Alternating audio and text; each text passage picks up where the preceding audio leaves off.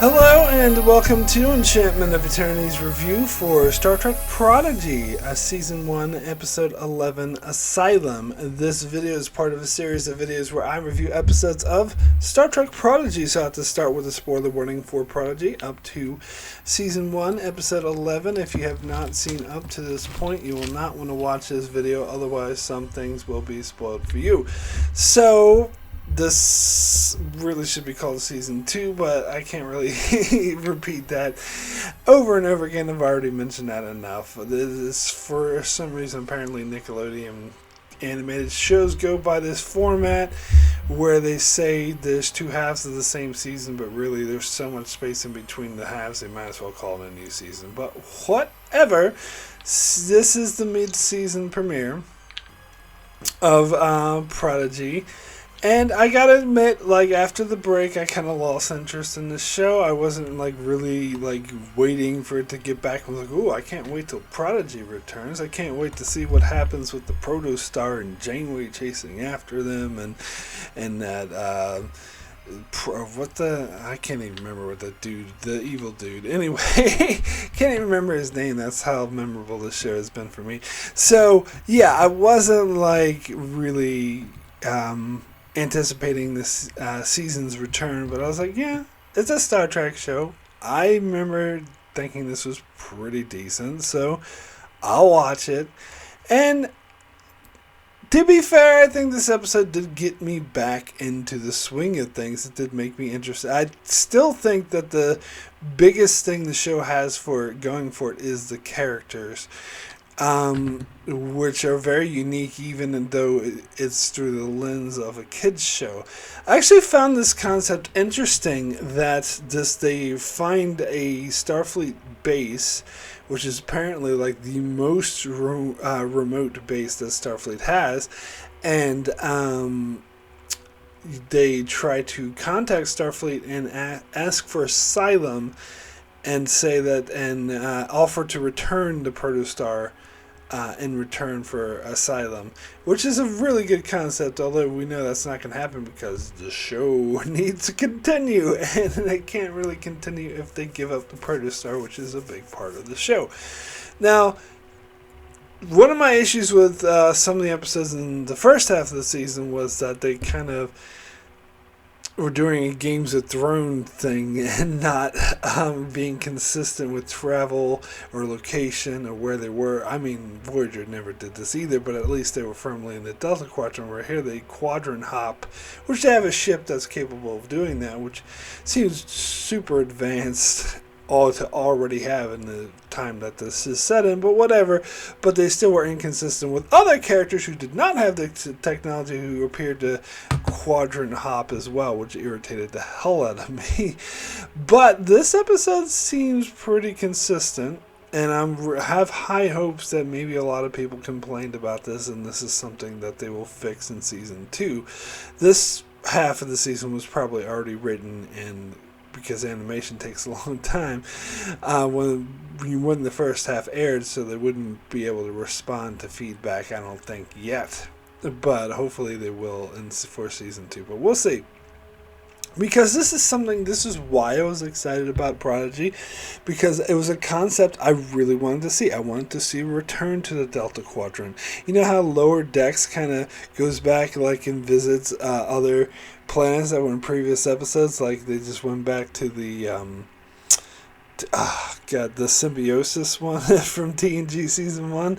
I would like to see that. I would like to see Prodigy visit some of these Delta Quadrant species, and so far they don't seem interested in doing that. They just throw in a few references for us Trekkies here, like the Kazon. A Kazon dude appeared in the first episode, and here they throw out the name Talaxian, but and they have this scene where we get the flashback of Chakotay leaving on his mission for the Protostar, and they seem to imply that that's basically what they're doing. They're revisiting the Delta Quadrant, which is, I actually imagine there being a concept for a Star Trek show like that. It's I want to see that. I want to see them revisiting the Delta Quadrant and trying to establish more permanent relations, and I think this episode goes further in that direction.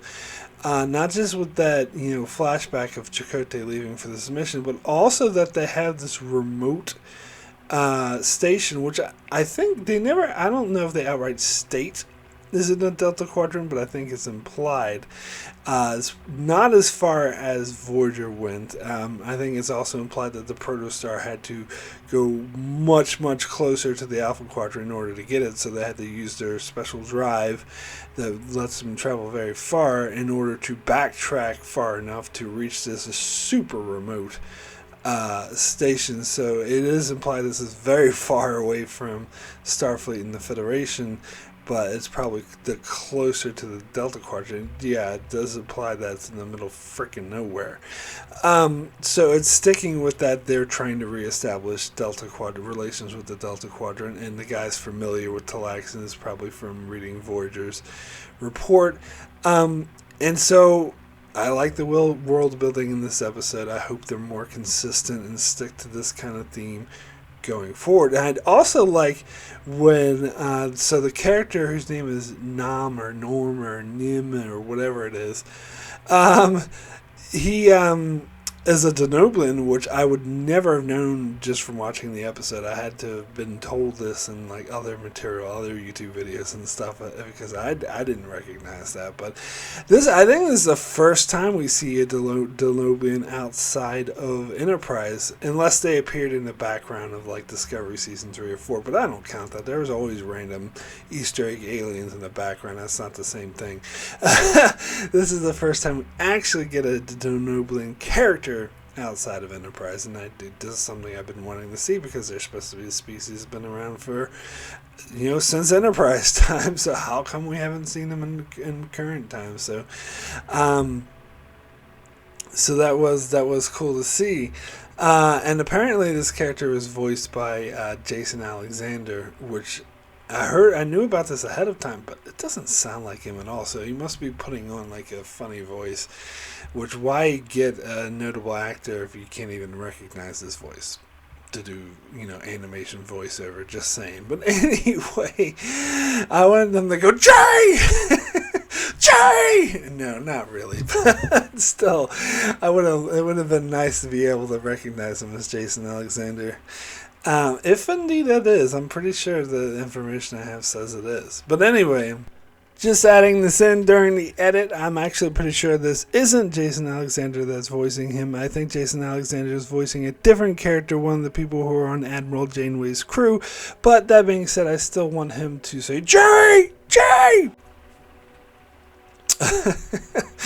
So, it's interesting he has this throwaway line, like they do throw in some Easter eggs, because he has this throwaway line when the Protostar crew show up. He's like, oh, you're not here to send me away to even worse assignment. You can send me to the Gamma Quadrant or maybe Nimbus 3. Now, Gamma Quadrant, as it says, it makes sense that they would have stations there, because after the Dominion War, they would probably resume travel through the wormhole and the exploration of the Gamma Quadrant. At least that's what happened in the B canon or the non-canon novels. So it makes sense that would happen there, and they would have remote stations there that no one really wants to be at. They'd probably be bothered by the Wadi trying to get them to play games and shit. Anyway, so, and then he said Nimbus 3, and I had to look this one up. Sounded familiar, but I wasn't as big enough a nerd to know this off the top of my head. I had to look this one up, and it's that planet that was in Star Trek V, The Final Frontier, that was supposed to be the intergalactic peace planet that had a Klingon, Romulan, and Federation representative, but no one really gave a shit about them, and they were just there for show, and they weren't actually accomplishing anything. I think it makes sense in universe to reference no one wanting to be at that planet because it was a shitty planet, but also makes a meta commentary on how nobody likes Star Trek V. At least that's how I took it. So that was a nice throw in. And apparently we get the name of Murph's species, which I can't remember what he said. It was some kind of worm thing. I don't know. But it was... apparently it was, and I would have never known this if it wasn't pointed out to me in another YouTube video, but it was apparently a reference to one of the insults is that dude throws at Wesley in the TNG first season episode, Coming of Age. Apparently calls him a whatever bloodworm or whatever this thing is. And so that is an extremely deep cut. If you're going to do all these super deep cuts, please be more consistent with canon and travel distances and where things are, please. Anywho, so yeah, I actually thought this was a really interesting character story. It was nice seeing Dahl having doubts, and I think it's the doubts I was feeling as an audience member as well. Like, how will the Federation, will Starfleet accept them because they did in fact steal this ship? And he had hologram Janeway giving them this pep talk, saying, "Look, this is they need you. They just be yourself, and they'll appreciate you for who you are." And I do like how initially this scientist guy did accept them.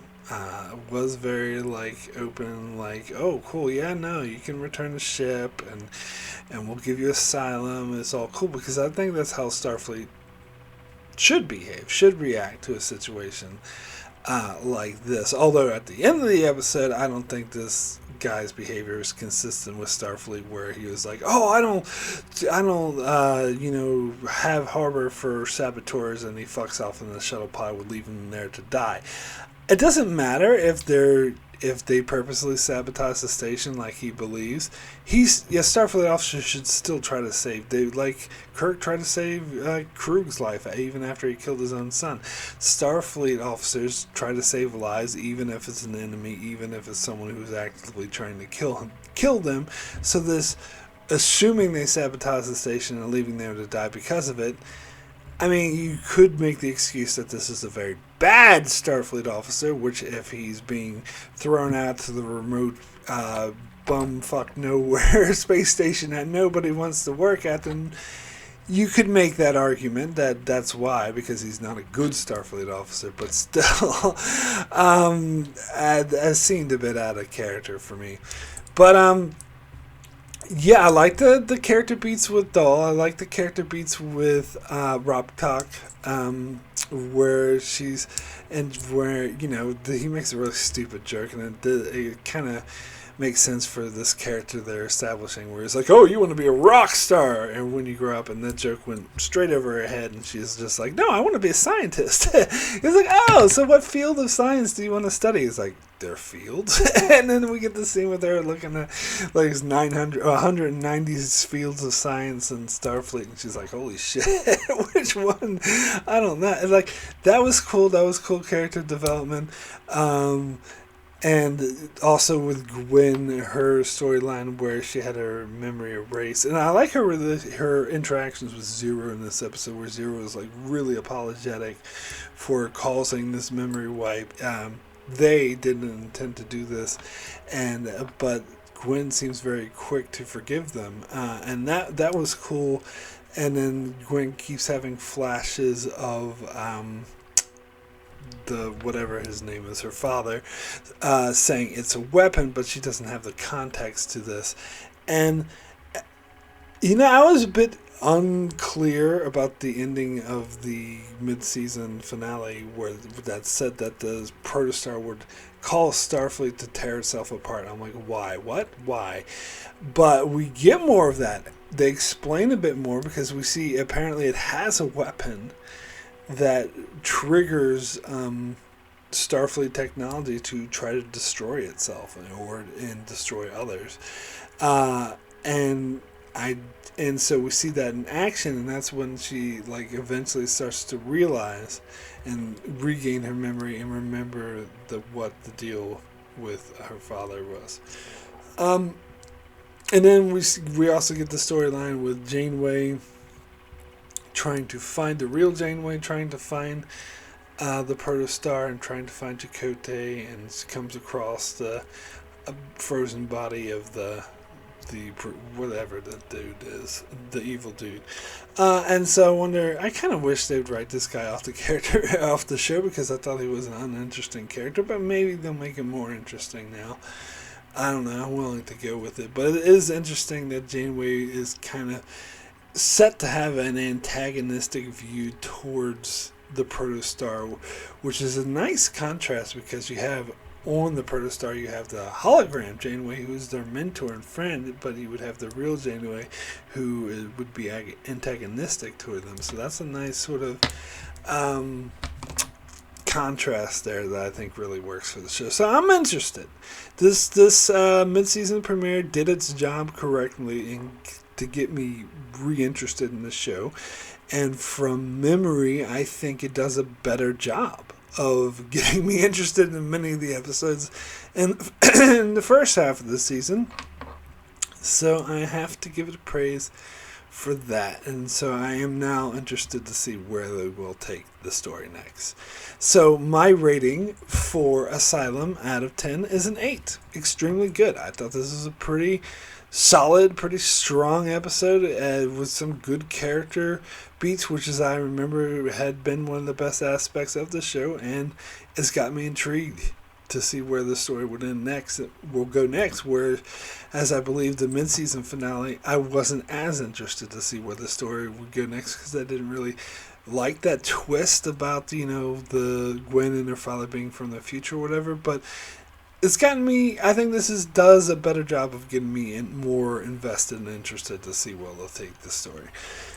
So that's it for my review of episode 11 of season 1 of Prodigy. I shall return next week for more Prodigy reviews, and if you are watching this video the same day it goes live, also be sure to check out my discussion on Lower Deck season 3, which will be over on my sister's channel, Alyssa Jean Reviews, which would be, if you're watching this the day it's released, tonight. If not, you can check it in the archives. And be sure to check out my channel for many more Star Trek reviews, starting in 2 weeks, starting to cover every episode of Star Trek The Original Series, one episode at a time, which each reviewing every episode that I have yet to cover in order. And also, of course, I'll be covering all sorts of other shows and whatnot on my channel, so be sure to subscribe so you can keep up with all of that. And thanks a lot for watching.